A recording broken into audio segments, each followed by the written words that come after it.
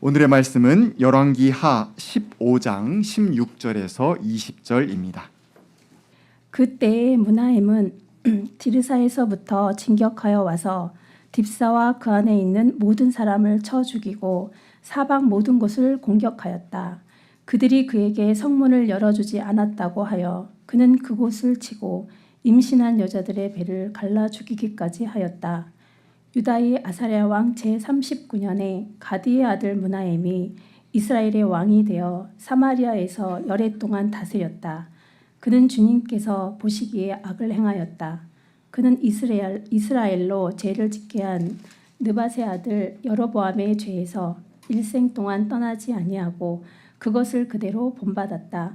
아시리아의 불왕이 그 땅을 치려고 올라오니 므나헴은 불에게 은 1000달란트를 주었다. 이렇게 한 것은 그의 도움을 받아서 자기 왕국의 통치권을 굳게 하려 함이었다. 므나헴은 아시리아 왕에게 바치려고 이스라엘의 모든 부자에게 한 사람당 은 53개씩을 바치게 하였다. 그러자 아시리아 왕은 더 이상 그 땅에 머물지 않고 되돌아갔다. 이는 하나님의 말씀입니다. 하나님 감사합니다. 찬양 감사합니다. 저만 꽉 찬 느낌 받은 거 아니죠? 예, 다 그러셨을 것 같은데요. 우리 좋으신 주님께서 우리를 인도하시고 또 보호하시리라는 확신이 저희 마음속에 가득 차는 시간이었습니다. 감사합니다. 주님의 은총과 평강이 여러분과 함께 하시기를 간절히 기원합니다. 이문열 작가의 단편 우리들의 일그러진 영웅 아마 많이들 알고 계실 텐데요. 혹시 또 이 자리에 이문열 작가의 정치적인 편향성 혹은 뭐 독단적인 언어 때문에 언급 자체를 좀 불편해하시는 분도 계실 수 있을 것 같습니다. 황석영 작가가 한국 명단편 101편을 모아놓은 책이 있어요. 거기에 이제 이문열 작가에 대해서 해설한 황석영 작가가 쓴 부분이 있는데 이렇게 써놨습니다. 언제부터인가 언론에서는 진보 보수 갈라서 말밥에 올리는 것이 선정적이고 상업주의에도 도움이 되었는지 이 아무개 하면 즉시 황아무개, 이문열과 황석영을 얘기하는 겁니다. 네, 한 사람은 우파로 한 사람은 좌파로 대표로 해서 나란히 올려서 상징화하곤 하는 것이 나는 못내 불편했다.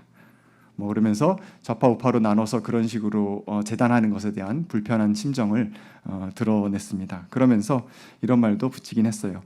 나는 그가 애초에 작정했던 대로 그놈의 물귀신 같은 이념의 덫에서 놓여나 자유롭게 휴머니즘의 대벽화를 완성하기를 바라는 마음이다 라고 이야기하면서 그의 작품은 작품대로 또 그 이후에 대한 기대는 기대대로 나누어서 이야기하는 것을 볼 수 있었습니다. 저도 일면 동의하는 바입니다. 우리들의 일그러진 영웅은 소설로 아마 보신 분들 혹은 교과서에도 실려 있다라는 얘기 들은 것 같습니다. 보신 분도 계실 테고 또 영화로 보신 분들도 꽤 계실 것 같은데요. 소설은 한병태라고 하는 사람의 서술로 이제 이야기가 시작됩니다. 국민학교 5학년 당시를 회상하고 있는데요. 서울에 있는 좋은 학교를 다니다가 아버지가 좌천을 당해서 시골로 내려가게 되죠. 전학한 곳에서 엄석대라는 참 한국 소설상 이마만큼 아주 명징한 인물이 또 있을까 싶은 엄석대라는 인물을 만나게 됩니다. 석대는 반장이고 전교 1등이고 싸움도 짱입니다. 선생님에게는 믿고 맡길 만한 모범생이고 착하고 성실한 학생이죠. 하지만 반 친구들한테는 친구들 위에서 힘으로 군림하며 금품갈취를 서슴지 않고 성적 조작까지 해내는 대단한 폭군이라고 이야기할 수 있습니다. 한마디로 강한 자한테는 약하고 약한 자한테는 강한 존재, 그게 바로 석대입니다.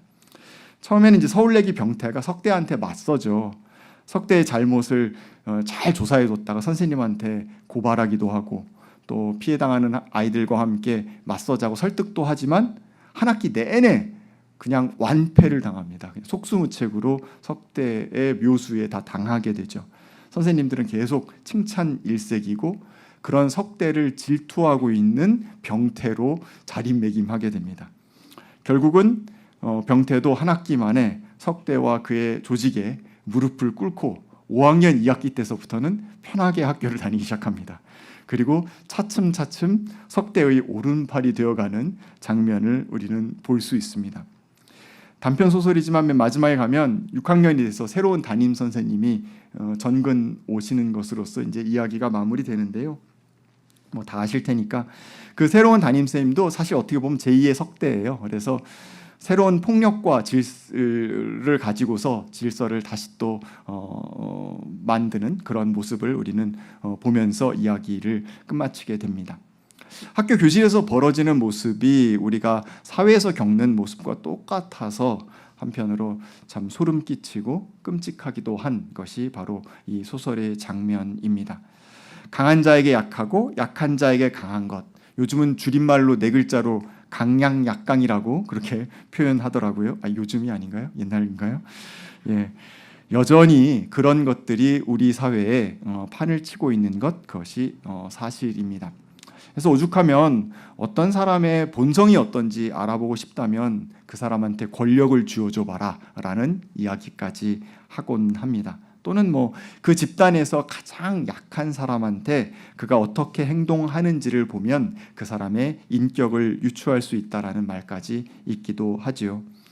오늘은 우리 인간의 이런 못된 이중성을 그대로 보여주고 있는 한 인물, 성경상에 있는 므나헴이라고 하는 그 인물을 함께 보려고 합니다. 이 열왕기하 15장 이후에 있는 이야기를 보게 되면 북왕국 이스라엘의 왕조가 아주 자주 바뀌고 있는 것을 보게 됩니다. 지난 시간에 함께 보셨던 예후 왕조의 마지막 왕은 4번째 왕으로서 스가랴입니다. 그는 반년 6개월밖에 다스리지 못했어요. 그러다가 야베스의 아들 살룸에 의해서 죽임을 당합니다. 살룸은 자신으로서 새로운 왕조를 세운 듯 했지만 한 달 만에 다시 또 피살을 당해요. 그리고 나서 가디의 아들 므나헴, 오늘의 주인공이 새로운 왕조를 열게 되죠. 그가 10년간 다스렸고 그리고 나서 부가히야가 아들이 왕위를 잇긴 했지만 2년 만에 곧 다시 또 살해당합니다. 르말랴의 아들 베가가 새로운 왕조를 세웠고요. 그리고 나서 그 이후 그 다음에 그도 또한 살해를 당하고 난 다음에 생겼던 왕 호세아 왕을 마지막으로 북왕국은 멸망하게 됩니다. 즉 하나의 왕조가 어떻게 멸망을 향해서 망조가 찌들어서 가고 있는가 하는 것이 바로 이 15장 이후의 이야기서부터 쭉 함께 보실 수 있는 내용입니다. 성경은 이런 혼란과 멸망을 앞당긴 것이 북이스라엘 왕들 자신이다라고 피력하고 있습니다.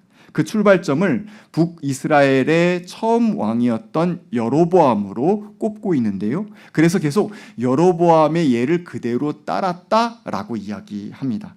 금송아지를 숭배하고 백성들을 우상 숭배라는 죄악의 길로 이끌었기 때문이죠. 이걸 우리식으로 조금 바꿔서 표현한다면 그 왕들이 중심을 잃었다라고 저는 바꿔서 표현하고 싶습니다. 중심을 잃은 존재는 끊임없이 흔들리기 마련입니다. 사방으로 흔들려요. 이쪽 방향, 저쪽 방향, 저쪽 방향, 이쪽 방향, 사방으로 흔들리고 그렇게 흔들리다가 결국은 넘어지고 말았다라는 것이 이 열왕기 하에서 보여주고 있는 이스라엘 왕조의 모습인 것입니다. 서로 갈팡질팡한다 할지라도 우왕좌왕한다 할지라도 다시 자신이 되돌아올 중심을 분명하게 잡고 있다라고 한다면 그는 되돌아와서 회복할 수 있는 기회가 있을 텐데 북왕국 이스라엘 왕들은 하나같이 중심을 잃어버렸기 때문에 되돌아갈 곳을 잃어버렸기 때문에 결국은 망하고 말았다라는 것이 어조인 것입니다. 마지막 왕들이 이렇게 피살을 거듭하고 불안정했었던 것, 그것은 그들의 중심을 잃었기 때문입니다. 그들은 누구로부터 시작했습니까? 우리 잘 아는 대로 여호와 하나님, 야훼 하나님으로부터 시작된 나라였습니다. 야훼 하나님을 계속해서 이어가는 것, 하나님의 통치의 대리자로서의 왕의 역할을 끊임없이 스스로 상기하는 것이 필요했는데 그것을 상실하자 그들은 중심을 잃고 제각각 자기가 옳은 대로 행동하면서 서로를 죽고 죽이는 관계를 지속했다라는 것으로 정리할 수 있겠습니다. 사실 지리적으로 보면 조금 다른 해안을 얻을 수도 있는데요. 이 사건이 계속 벌어지고 있는 것은 북왕국 이스라엘입니다. 이스라엘의 북쪽 지역이라고 할 수 있어요. 사실은 영토의 대부분이라고 이야기할 수 있습니다. 거기에 수도는 현재 사마리아입니다. 그런데 이 사마리아의 오른쪽에 요단강이 있고요. 그 요단강 건너편 땅을 성서에서는 요단 동편이라고 이야기를 해요. 이 사마리아와 요단 동편에 있는 사람들 사이에서의 갈등이 첨예했다라는 것을 우리는 알 수 있습니다. 왜 그렇게 첨예할 수밖에 없었는가? 그것은 역사적으로 바로 예후의 3대 손인 여로보암 2세 때서부터로 생각해 볼 수가 있는데요. 영적으로는 퇴락했지만 당시 정치 경제적으로는 전성기를 누렸습니다. 그래서 솔로몬 당시의 영토를 다 회복해요. 북쪽으로도 올라가고 남쪽으로도 내려가고 동쪽으로도 그 영토를 확장합니다. 그때 회복한 땅이 요단 동편 땅이에요. 그러니까 요단 동편은 어떻게 본다면 그 나라 전체로 봐서는 무엇입니까? 변방이라고 할 수 있어요. 그런데 그렇게 회복해서 나라를 확장하고 나니까 끊임없이 무엇을 벌여야 됐냐? 전쟁을 벌여야 됐어요. 수성하기 위해서 끊임없이 전쟁을 벌여야 됐고 그 전쟁에 필요한 군인들을 사방으로부터 차출해 올 수밖에 없었습니다. 많은 백성들이 군역에 차출될 수밖에 없는 상황이었죠. 그런데 이렇게 힘들게 차출돼서 전쟁을 치르고 고향으로 돌아가고 하는 것을 반복하고 있는 변방 지역의 사람들에게 사마리아에 살고 있는 사람들은 너무 어이없는 삶을 살고 있는 거예요. 경제적으로 정치적으로 너무나도 부유하고 강성한 가운데 자기네들 마음대로 편안하게 살아가고 있는 것을 눈으로 목도하게 되는 것이죠. 그러다 보니까 요단 동편에 있는 사람들이 불만이 아주 커지게 되었습니다. 더더군다나 나라 전체적으로는 부정부패와 압제, 빈부격차 등 불의가 매우 가득했습니다. 성경에 보면 자유인이든 종이든 누구든지 도울 자가 없는 현실이었다라고 이야기하고 있습니다. 중앙정부가 있긴 있지만 자신들의 정복전쟁 때문에 변방에 있는 다른 사람들의 삶은, 백성들의 일반적인 삶은 전혀 챙기지 못하는 상황, 이것이 그 나라의 현실이었고 바로 여호와 하나님의 통치를 잃은, 여호와 하나님의 공의를 잃은 나라의 현실이라고 말씀드릴 수 있겠습니다. 그래서 각 왕조들을 살해하고 잠시 그렇게 왕으로 일어섰었던 사람들, 예를 들면 야베스의 아들 살룸이나 르말야의 아들 베가 같은 사람들은 다 바로 이 요단 동편 출신 사람들이에요. 즉 요단 동편에 있던 사람들이 그 불만을 가지고 와서 지금 현재 왕을 죽이고 구테타를 일으켰기 때문에 계속해서 정권이 변하는 그런 현실이 북왕국 이스라엘의 현실이었다라고 말씀드릴 수 있는 것입니다. 각각 다 다른 다양한 사람들이 모여 있는 곳이 나라입니다. 어느 나라나 다 마찬가지고 우리나라든 북왕국 이스라엘은 다 마찬가지예요. 다양한 주체들이 있지만, 다양한 욕구들이 있지만, 다양한 사람들이 있지만 큰 틀에서는 한 마음이 되어서 연합해 가기 위해서 서로 조금씩 희생하고 양보하며 나아가야 하는데, 아까 말씀드린 대로 각자 자기가 옳은 존재라고 생각하면서 상대방을 탓하고 서로를 공격하다가 결국 나라가 공멸에 이르렀다. 북왕국 이스라엘의 마지막의 길은 그러했다라고 정리할 수 있겠습니다. 오늘 함께 보실 바로 북왕국 이스라엘의 왕 므나헴이 이런 현실을 아주 잘 드러내 보여주고 있습니다. 므나헴이 왕이 될 수 있었던 것은 영토 전쟁으로 인해서 쌓였던 불만 때문에 좀 전에 말씀드린 대로 요단 동편에 있었던 야베스의 아들 살룸이 스가랴 왕을 죽였고, 그리고 그 죽인 그 상황 속에서 므나헴은 군대 장관이었어요. 나라의 군대 장관. 그래서 저쪽 다른 북쪽 지역에서 전쟁을 치르고 있는 상황이었어요. 근데 자기가 전쟁을 치르고 있는 상황 속에서 자기의 왕이 살해당하고 구테타가 일어나서 정권이 바뀌게 된 거예요. 그래서 그가 사마리아로 되돌아와서 그것을 바로잡는다라고 하면서 결국은 므나헴이 돌아와서 그를 다시 또 죽이게 되고, 구테타를 일으켰던 사람을 죽이게 되고 자기가 그 자리에 왕으로 일어서게 되는 것입니다. 이런 일들이 계속해서 지금 벌어지고 있는 것이죠. 므나헴 자신이 왕이 된 뒤에 그 이스라엘을 잘 다스려 보려고 했지만 그는 그 시대의 사람이었다라는 것을 성경은 보여주고 있습니다. 즉 이렇게 혼란스럽고 이렇게 서로를 죽이는 시대, 그 시대를 꼭 닮은 사람이 바로 므나헴이었다라는 겁니다. 이런 시대의 끔찍한 정서가 그의 인생 운영 방식에 그대로 드러나는데요. 딥사로 원정 전쟁을 갔을 때 성 사람들에게 소리쳤겠죠. 항복해라, 항복해라. 그런데 항복을 하지 않고 성문을 열지 않았어요. 전쟁을 벌여서 므나헴이 승리한 뒤에 어떻게 했느냐? 잔인하게 사람들을 모조리 죽입니다. 그런데 어느 정도까지 죽였느냐? 임신한 여인들의 배를 가르기까지 하면서 죽였다라고 성경은 기록하고 있습니다. 물론 고대 전쟁 가운데에서 이런 끔찍한 행위는 종종 있었습니다. 군인의 씨를 말리기 위해서 소년들을 죽이는 것은 물론이고 혹시 어미 뱃속에 있을지 모르는 남자아이까지 죽이는 일들이 벌어지곤 했었습니다. 성경에도 이런 잔혹한 만행들이 가끔 나오기는 합니다. 하지만 오늘 우리 성경에 임신한 여자들의 배를 갈라 죽이기까지 하였다라고 므나헴의 행위를 정확히 적시하고 있는 것은 이 글을 쓴 서술자의 의도가 분명하게 드러나고 있는 것입니다. 단지 사람들을 다 죽였다라는 것이 아니라 임신한 여인들의 배를 가르기까지 해서 죽였다라는 것이 중요한 내용이라는 것이에요. 심지어 요 임신한 여인들이라고 하는, 딥사의 임신한 여인들이라는 요 어구를 문장의 제일 앞으로 전치시켰어요. 앞으로 옮겨서 강조해서 이 문장을 서술을 하고 있습니다. 그럼으로써 그가 어떤 존재인가, 그의 존재의 성격 자체를 드러내 보여주고 있는 겁니다. 약자에게 한없이 포악하고 잔인한 존재, 그가 바로 므나헴이었습니다. 시절이 어려울수록 약한 자들은 더 큰 고통을 당하기 마련이죠. 왜냐하면 시절이 어려울 때 통치자들은 더더욱 자기의 자리가 불안하기 때문입니다. 지키고 싶은 권력은 점차 커지는데 그것을 지킬 방도가 없으니까 자신의 몸집을 키우기를 원합니다. 몸집을 키우는 여러 방법 가운데에서 자신의 능력으로 되지 않을 때는 공포를 키우는 방법이 있어요.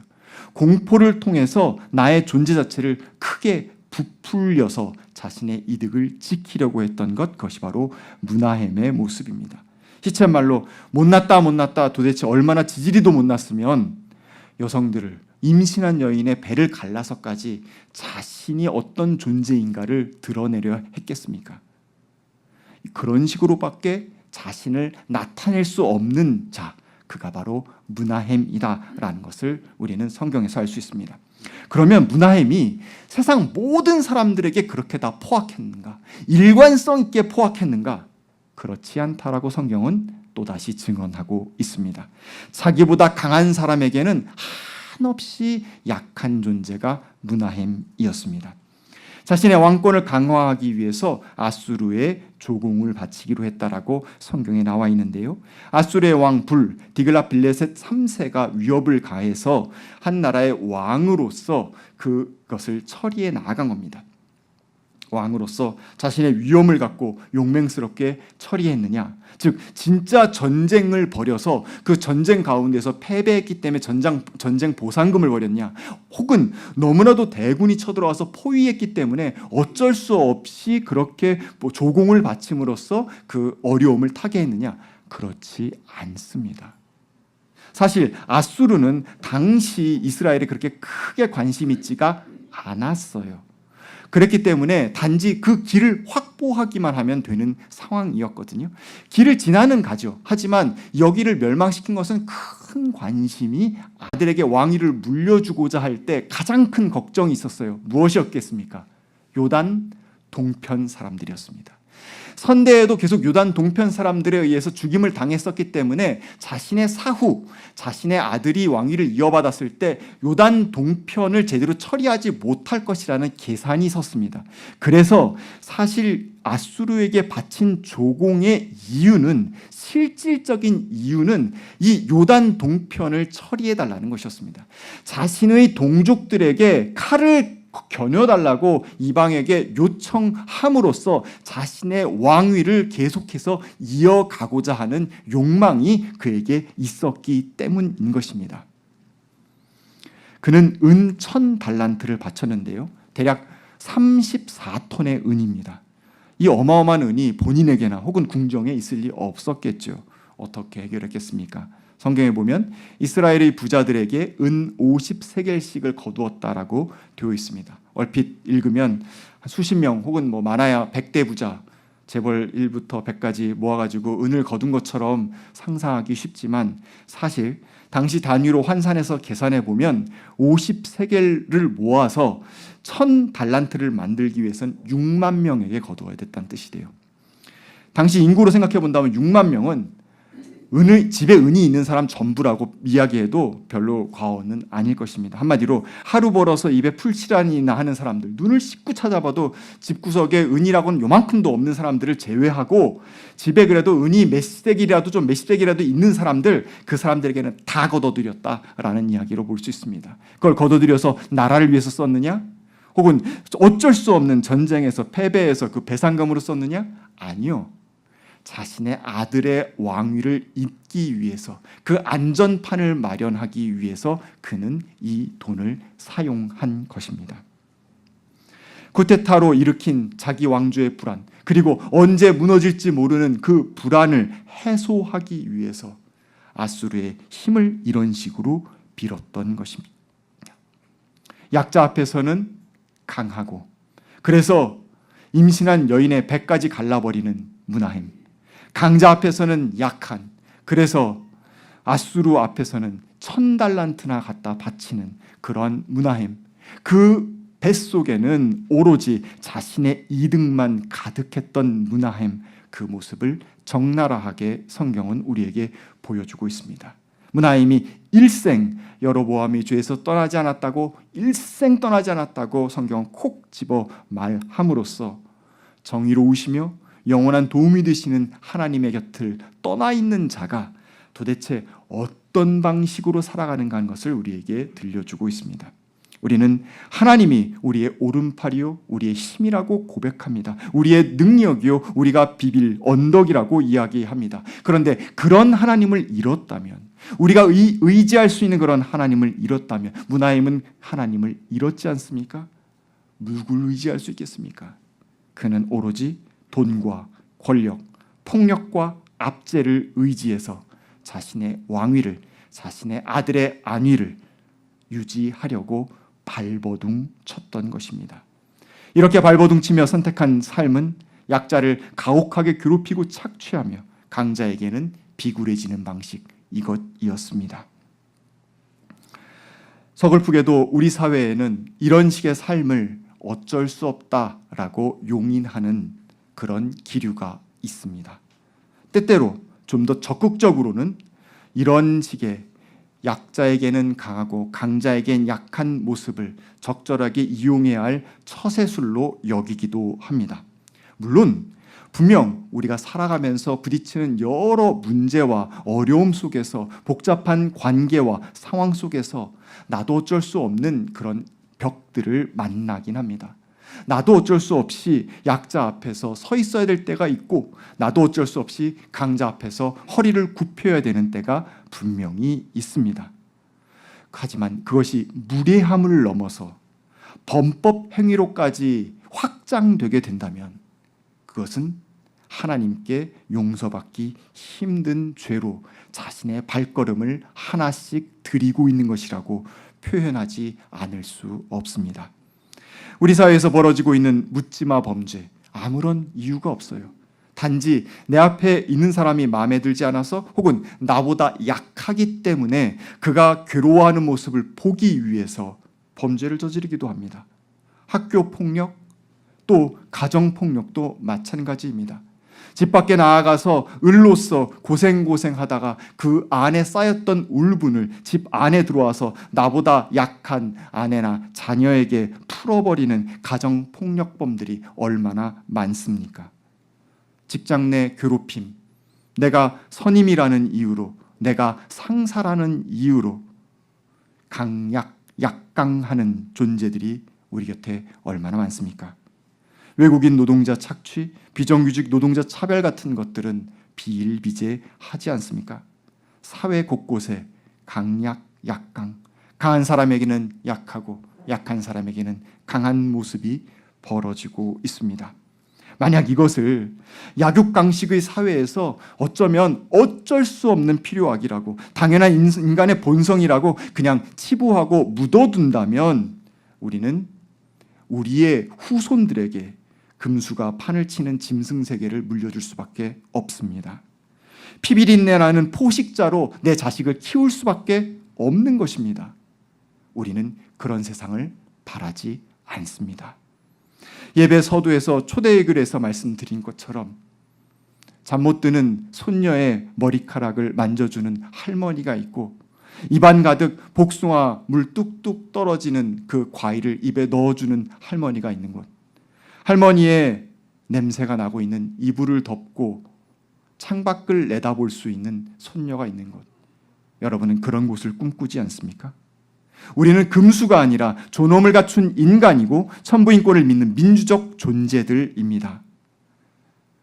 그런데 힘의 논리로 이 사회를 안정화시키겠다는 발상은 소수의 권력자가 폭력으로 짓누르는 소위 팍스 로마나의 재현, 거짓 평화일 뿐입니다. 인간에게 남아있는 동물적인 폭력성 때문에 강약약강이 어쩔 수 없다라고 이야기한다면 강약약강이 아니라 강강약강이어야겠죠. 강한 사람한테도 강하고 약한 사람한테도 강한 그런 사람 말입니다. 물불 가리지 않고 폭력적인 사람, 이런 병적인 사람도 물론 있습니다. 지금 말씀드리는 것은 그런 사람을 얘기하는 것이 아닙니다. 문하임처럼 강자에게는 약하고 약자에게는 강한 자, 욕망에서 비롯해서 자신이 선택해서 그 길을 만들어가는 자, 그 사람을 지목하고 있는 것입니다. 이것은 시절이나 상황을 핑계댈 것이 아닙니다. 나의 선택을, 나의 후손들이 살아갈 세상의 모습을 어떻게 그림 그릴 것인가에 관계된 문제인 것입니다. 사람은 누구나 어느 면에서 보면 연약하고 어느 면에서 보면 강인합니다. 나의 부족과 나의 결핍만을 들여다보면서 살아가면 우리는 그 늪에 발목 잡히기 마련입니다. 분명 우리가 극복해야 될 지점, 넘어서야 될 지점, 애써야 할 지점이 있죠. 하지만 그것이 타인을 강제하거나 이웃을 착취하고 이용하는 방식으로, 또는 권세자 앞에서 비굴하게 콩고물이라도 얻어서 생존하려는 방식으로 한다고 한다면 잠시 일시적인 해결책은 될 수 있을지 모르겠지만 진정한 구원, 극복은 요원할 것이라고 저는 생각합니다. 우리는 예수 그리스도께서 보여주신 바 그대로 세상이 힘겨울수록, 세상이 어지러울수록 그 세상의 논리가 아니라 대안적인 삶을 선택하기로 자처한 사람들입니다. 희생의 사랑을 선택하기로 자처한 사람들입니다. 어떠한 어려움 속에서도 나의 나다움을, 주님께서 나를 빚어 만드신 나다움을 유지하기 위해서 애쓰는 것, 그것이 우리에게 필요합니다. 우리는 다 어떤 사람입니까? 얼굴은 다 다르고 성품도 다르고 재능도 다 다르지만 모두 하나같이 아름답고 멋진 주님의 딸이요 주님의 아들 아닙니까? 우리는 이 자부심을 분명하게 붙잡고 있어야 합니다. 그 어떤 것도 우리를 주님의 사랑에서 끊어낼 수 없습니다. 우리는 주님의 장중 안에 거하는 존재들입니다. 세상이 우리를 아무리 압도한다 할지라도 우리는 거기서 주님의 힘으로 이겨낼 수 있는 존재라는 믿음을, 그 희망을 우리는 분명히 품고 있어야 합니다. 그 마음을 품을 때, 그 중심을 갖고 있을 때 우리는 문하햄과 같은 우를 범하지 않고 세상을 이기는 그리스도와 같은 존재가 될 수 있다고 저는 믿습니다. 우리의 창조주이신 하나님께서는 우리에게 꼭 필요한 모든 것을 허락해 주셨습니다. 우리에게 각자 다 다른 은사, 재능을 주셨습니다. 이 능력은 잘 선용하여서 세상과 이웃을 섬기라고 주신 것입니다.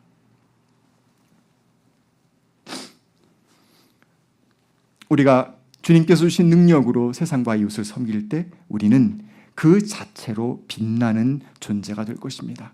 그 어떠한 장식물도 필요 없습니다. 여타 다른 높은 자리나 호칭 혹은 세상적 자랑거리도 필요 없습니다. 내가 주님의 딸이요, 내가 주님의 아들이란 신분 그 자체로 우리는 자랑할 만한 사람이 되는 것입니다. 주님의 제자로서의 삶 그 자체로 우리는 멋들어진 존재가 될 수 있는 것입니다. 우리가 모두 인생의 참된 길이신 주님을 중심에 모시고 서로를 사랑의 수고로 섬기는 가운데 약강이 아니라 사랑으로 발걸음을 내딛어 더 멋진 내일을 일구어 갈 수 있기를 간절히 기원합니다. 함께 주신 말씀 두고 거듭의 기도 드리겠습니다.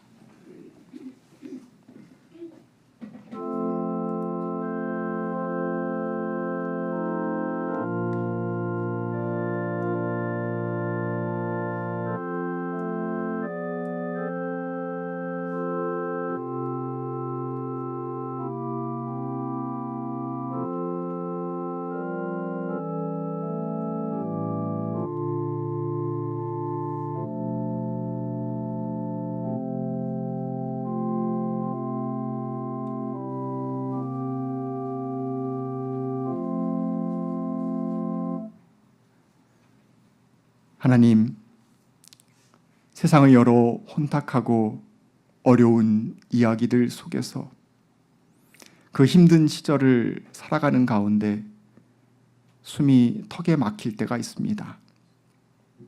하지만 주님께서 우리를 빚어 만드셨고 우리에게 꼭 필요한 능력을 이미 부어주셨으며 아름답고 멋지게 살아갈 하나님 나라에 대한 분명한 비전을 이미 허락해 주셨음을 저희들 믿고 바라봅니다. 주님, 그 나라를 향하여서, 그 정통성이 있는 그 나라를 향하여서, 하나님의 나라를 향하여서 저희들 발걸음 내딛고자 합니다. 약강의 세상의 무서운 논리가 아니라 주님, 사랑의 수고로 서로를 섬기며 나아가는 주님의 논리로 힘찬 발걸음 옮기는 우리들 될 수 있도록 인도하여 주시옵소서. 예수님의 이름으로 기도하였습니다. 아멘.